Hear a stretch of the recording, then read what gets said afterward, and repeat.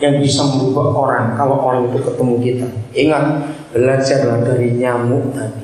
Nempel cuma sebentar bisa punya dampak besar di orang itu. Nyamuk itu. Maka itu Kristen kita perlu berubah dalam hidup ini. Kemana saja kita pergi, orang menyebut kita sih. Oke, mungkin gak bisa 4 namanya, 1 aja lah. Itu sudah cukup lumayan. Dari 4 itu tadi, betul, cukup lumayan. Pikirkan, untuk apa kita rajin ke gereja kalau hidup ini gak punya dampak apa-apa untuk orang-orang di sekitar kita. Kebaktian pagi tadi kita belajar. Saudara bisa minta rekamannya dari gereja. Orang Kristen itu harus punya 1 hobi. Kalau orang Kristen belum punya hobi itu, maka dia belum Kristen. Hobinya adalah hobi menderita. Gak amin lah mas. Cepat amin kan. Jadi orang Kristen itu bukan punya hobi golf, hobi makan enak, cepat mati itu. Hobinya cuma 1, hobi menderita. Kenapa? Karena penderitaan itu indah dan membuat Yesus nyata lewat hidup. Dalam penderitaan, Yusuf punya pengaruh besar di kerajaan Mesir. Nggak main-main. Bukan waktu sukses. Daniel, Sadrak, Mesak, Abednego punya dampak besar dalam penderitaannya. Mereka berlima, Yusuf, Daniel, Sadrak, Mesak, Abednego, semuanya adalah narapidana. Betul tidak? Semuanya adalah tawanan. Tapi hidup mereka membawa dampak. Mesir berubah total hanya karena seorang namanya Yusuf di dalam penderitaan. Daniel itu satu-satunya orang yang tercatat dalam sejarah kita yang menduduki kedudukan Perdana Menteri di dalam 4 kerajaan yang berbeda. Tetap dipakai. Kenapa? Karena tidak ada raja-raja atau kerajaan-kerajaan itu yang bisa menemukan orang sehebat Daniel. Ingat, dalam penderitaan, ketika dirampas dari negerinya, ditawan sebagai orang muda bersama 3 temannya. Bayangkan, dalam penderitaan pun punya dampak. Apalagi kita dalam keberkatan. Kalau nggak punya dampak, keterlaluan hidup ini. Mari kita lihat Paulus dalam penderitaan hidupnya. Kisah Rasul 27. Wah, ini luar biasa saudara. Kisah Rasul 27 ayat 14 saya akan baca. Saya itu heran, orang Kristen kok buka Alkitab rame, kayak orang hitung duit itu kena apa? Krosok-krosok begitu. Berarti saudara nggak terlatih buka Alkitab. Berarti jangan baca majalah terus supaya pinter baca Alkitab juga, sehingga gak kresek-kresek itu bunyi. Seharusnya jari kita sudah ada matanya. Kita apa? Ini di kitab apa itu jari kita sudah terbiasa. Selalu latih begitu di rumahnya, cepat-cepat buka Alkitab tanpa bunyi. Yang mana? Pakai jari. Itu bagus. Oke. Jadi bukan season baca Alkitab sekarang. Kita lanjut. Kapal terkandas. Tapi kita lihat dulu pasal 27 ayat 1-nya. Judulnya apa? Paulus berlayar ke Roma. Ingat jauh. Ke Italia rek. Bukan, ini bukan turis, ini tahanan ini. Betul enggak?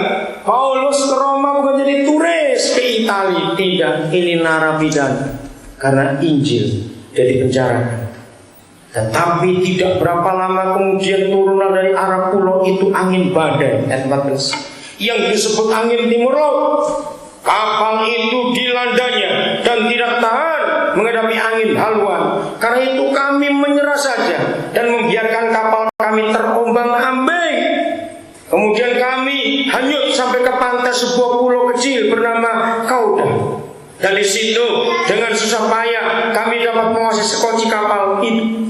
Dan setelah sekoci itu dinaikkan ke atas kapal, mereka memasang alat-alat menolong dengan meliliti kapal dengan tali. Susah payah. Dan karena takut terdampar di biting Sirtis, mereka menurunkan layar dan membiarkan kapal itu terapung-apung saja, sudah putus asa. Karena kami sangat hebat diombang-ambingkan angin badai, maka pada keesokan harinya mereka mulai membuang muatan kapal ke laut. Jadi gak ada makanan lagi, bisa dibuang karena sudah baik. Belum cukup penderitaannya. Dan pada hari yang ketiga mereka membuang ini yang celaka. Apa yang dibuang? Alat-alat kapal dengan tangan mereka sendiri. Berarti navigasi semua dibuang. Karena mereka mau ringan, nggak mungkin buang orang dong. Pasti buang alat-alat kapal. Setelah barang dibuang, alat kapal dibuang. Saudara bisa bayangkan kapal nggak ada alat-alatnya, cuma orang dengan bodi kapal saja. Ngeri keadaan ini. Belum selesai. Setelah beberapa hari, saudara, berapa hari lamanya? Baik matahari maupun bintang-bintang tidak kelihatan. Ngeri. Dan angin badai yang dahsyat terus-menerus mengancam kami. Berhari-hari gak lihat matahari, gak lihat bintang, jadi siang gelap, malam juga gelap. Akhirnya putuslah segala harapan kami untuk dapat menyelamatkan diri. Kalau saudara dikenal namanya pendeta Arkelaus dari Gereja Iman Injil, masih di Denpasar. Tahun 79, kami satu tim 6 orang punya pengalaman yang mengerikan. Saya mimpin rombongan tim mau keliling ke Kupang tahun 79. Kami naik kapal kayu dari pelabuhan Tanjung Perak.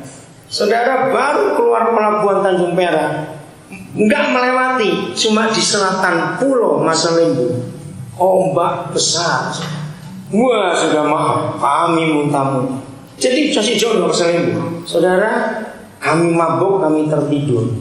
Kami pikir sudah lama, kok kapal berhenti. Begitu melek, ya ampun, masih di pasir putih. Tidak jauh. Terus nakoda bilang, kita tunggu diperbaiki kapal ini. Kami gak boleh turun, itu kapal barang. Saudara, setelah semalam nginap, akhirnya nakoda bilang, maaf, kapalnya rusak. Lalu jadi mau ke Kupang pakai kapal dari Surabaya pelabuhan turun pasir putih, naik bis ke Denpasar. Ini sama aja bohong. Dari Denpasar diterima oleh Pak Arkelaus, kami baru melanjutkan ke Kupang. Itu baru cuma berapa jam, bukan hari. Dari Surabaya ke Pasir Putih cuma berapa jam. Tapi ketika mesin mati, kapal rusak, kami mabuk. Ini berhari-hari. Saya mau bacakan ayat ini, ayat 27 saya mau dulu. Baca, ada angka di sini. Malam yang keberapa? Yang ke-14 sudah tiba. Dan kami masih tetap terombang-ambing di laut Adria. 14 malam gak lihat matahari, gak lihat bintang. Kalau masih selamat semua sudah untung, gak ada yang mati. Barang-barang sudah dibuang, alat kapal dibuang. Saya kembali ke ayat 21. Dan karena mereka beberapa lamanya tidak makan, mana yang mau dimakan? Sudah dibuang semua. Berdirilah siapa? Paulus. Siapa dia? Saudara kita, penginjil hebat, yang narapidana.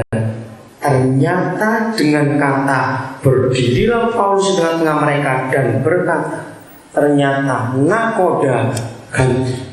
Kapten kapal yang terkenal mengarungi laut gak sanggup. Paulus ambil alih. Dan kalau saudara baca dari pasal ayat 127 akan tahu ada beberapa jenderal yang ikut sebagai perwira di kapal itu karena ini memuat tawanan politik. Harus diikuti oleh beberapa perwira. Ternyata jenderal-jenderal pun sudah teler, gak sanggup menghadapi amukan badai yang seperti ini. Paulus berdiri, dia mengambil alih semua kepemimpinan di kapal itu. Dengar, dalam penderitaan pun orang benar tetap membawa dampak di sekitarnya. Katakan amin. Harus begitu dalam hidup itu. Berdirilah Paulus di tengah-tengah mereka dan berkata, saudara-saudara, jika sekiranya nasihatku dituruti, waktu itu ada nasihat, kita baca nanti mulai ayat 1. Sekiranya nasihat dituruti, supaya kita jangan berlayar dari kereta, kita pasti terpelihara dari kesukaran dan kerugian ini. Yang memang dia nggak dianggap karena dia narapidana. Ada kapten kapal, ada nakoda, ada perwira, jenderal, ngapain nuruti narapidana? Pasti nggak mau. Ayat 22, lihat hati seorang murid Yesus. Tetapi sekarang juga dalam apa? Baca, dalam apa? Kesukaran ini aku apa baca? Maka orang menyebut Paulus penasehat ajaib. Katakan amin. Aku menasihatkan kamu